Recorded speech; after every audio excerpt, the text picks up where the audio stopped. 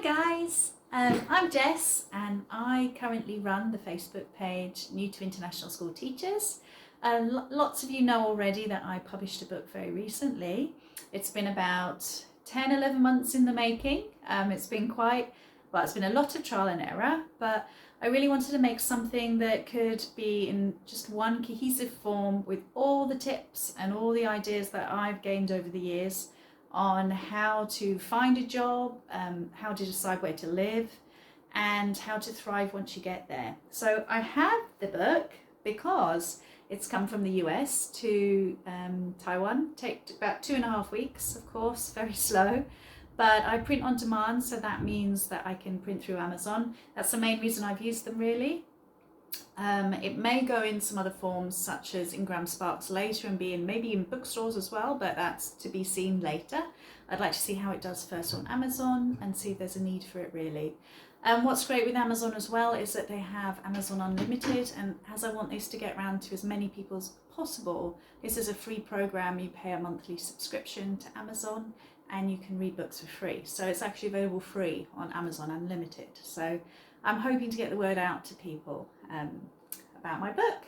So as you can see, becoming a successful international teacher. I mean, you can easily become an international teacher, but how are you going to maintain it? How are you going to enjoy it and make a career out of it like I have? On the back, I've got some recommendations of some people who read the book prior to it being released, which were fabulous. And I'll open up. So here's the beginning.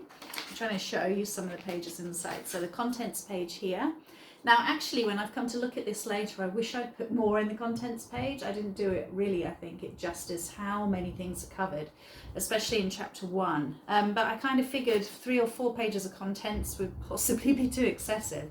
So I narrowed it down to a few headings, but there's tons of subheadings inside.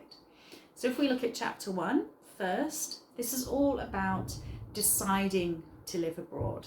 So there's questions like, will you be comfortable living there? Can you teach there? Do you have the right qualifications? When should you move abroad? Again, at what point in your career should you consider it? When is it wise to? And then I thought, really important, this is one of my favourite chapters because I feel it gives so much information, methods for securing a teaching job abroad. So there isn't just one way, of course.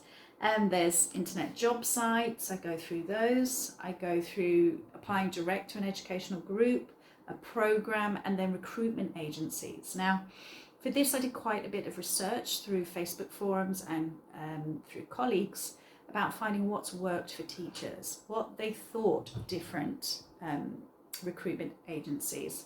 So I'll just list off a couple I put there: Teach Away, Teach Anywhere, TIC Recruitment, and then I go into the paid agencies like Search, ISS. So a great deal of information about those there. And then recruitment databases, obviously a different way to find a job, approaching schools directly, and then through different social media, how you can get jobs by being part of certain groups and also checking certain web pages. So there's quite a bit of detail in there. Then on to choosing where in the world to work, things you should consider: visa requirements, political unrest, natural disasters, your expectations, healthcare considerations, and then the culture of the country and school. Now this is quite a big one for me. This is so important when you move abroad, that you choose a culture you're going to be truly happy in. Obviously different continents have different ways of living, different lifestyles. It's one you need to really, really consider, and if you have families, even more so. And culture of the school, again, there's lots of information about that. Choosing the right school is so important. It could really be down to if you're happy working and living abroad, could be really down to the school too. So I have lots of information about that. Languages, and then I talk about different types of international school. I'll list off a few because they are so different, they are so hard to label. Profit and not-for-profit, and I've talked through Tier 1, Tier 2, and bilingual schools, other kindergartens, international branches of local schools, international boarding schools, company schools, religious schools. So I go through all the different types of basically international schools. I talk a little bit about their reputation, academic standing and why that's important, and the school fees and hiring and salaries. So this is all in the first chapter, which I said it's got an awful lot, but I do finish it there. Chapter 2 talks about applying for the roles. So perhaps you've sorted out a school you really, really like, but you need to know how to apply. So there's lots of discussion on the CV and cover letter with examples.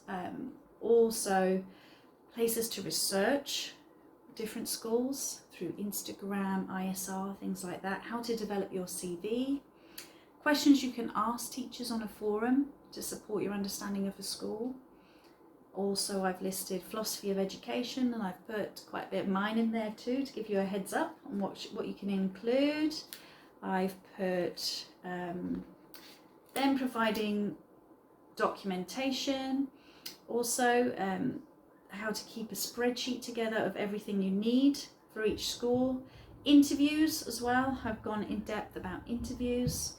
Different types of interviews, so there's recruitment fairs, let's have a look, Skype interviews, attending a school tour, and then I talk through interview questions, some that you might face. And again, I've researched these quite widely. I've got lots of advice because my last interview was 3 years ago, and of course due to COVID some questions will be added to that as well now.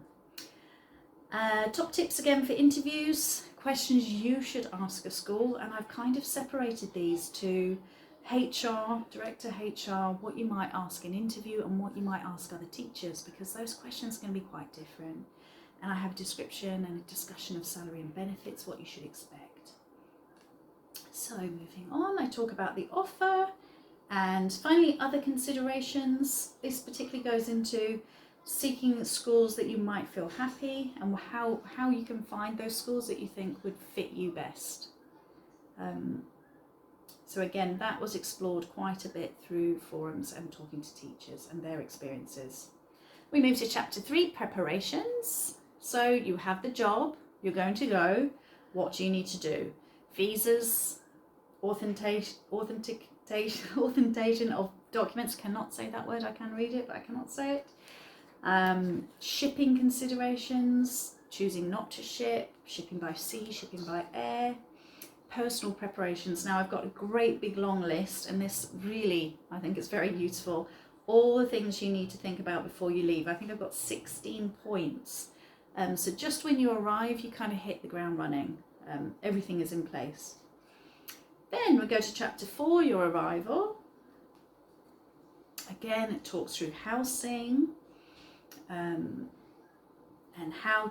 different types of housing you might have, making an offer on a house, what you should ask for, top tips of what you should ask for when you're going to move into a house. I learnt these far too late. I feel it's in my third move. I really know what to ask for now. Deposits, and then I talk through banking, safety and emergencies, your healthcare again, and phone contracts. Chapter 5, settling in and thriving. So this is particularly useful for teachers who are going this year.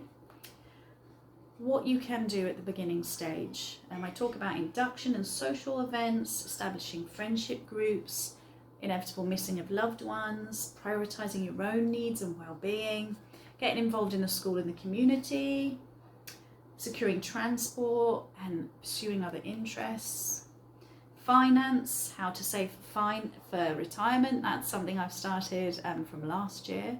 I have researched an awful lot about that, and I put a good summary here about what you can look into. Purchasing property, and then I talk a little bit about subsequent relocations as well, and breaking contract.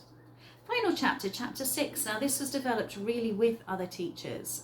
I put out a series of a questionnaire that went to 30 teachers, and I got all of their responses, so I could really answer these different questions quite well. So I talk about international teacher types and their dependents. So the first was a single teacher abroad. Now I've never been that, so again I really got a lot of information from people about this and what affects them and what's important to them. I teach in couples, of course, which I was as well. We talk about raising a family abroad, something I've done. That includes giving birth, dependent children. There's a section on that. And training spouse and partner. It's a real big consideration when you move abroad, and what are they going to do and what needs to be considered for them. Being a teacher parent, that's me.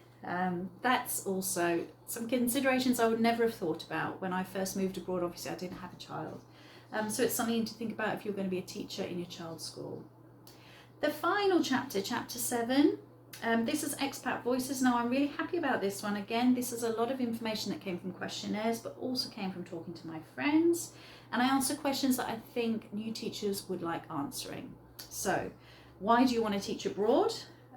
What is important to consider for a move? How do you feel when you moved initially? What makes the transition easier? What are the struggles, and how do you settle? Have you done anything you're proud of? And I love that there's like 2 pages of that. Would you do it again? What advice would you give to teachers who are moving abroad for the first time? And then advice for parents moving with children. So that is my book in a nutshell. At the back also I've got some appendices, so I have some information about online resources for international teachers and expats.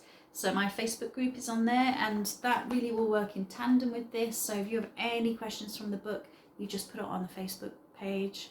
Any other questions, put it on the Facebook page, we'll answer you. So I've got a list of international teachers groups on Facebook.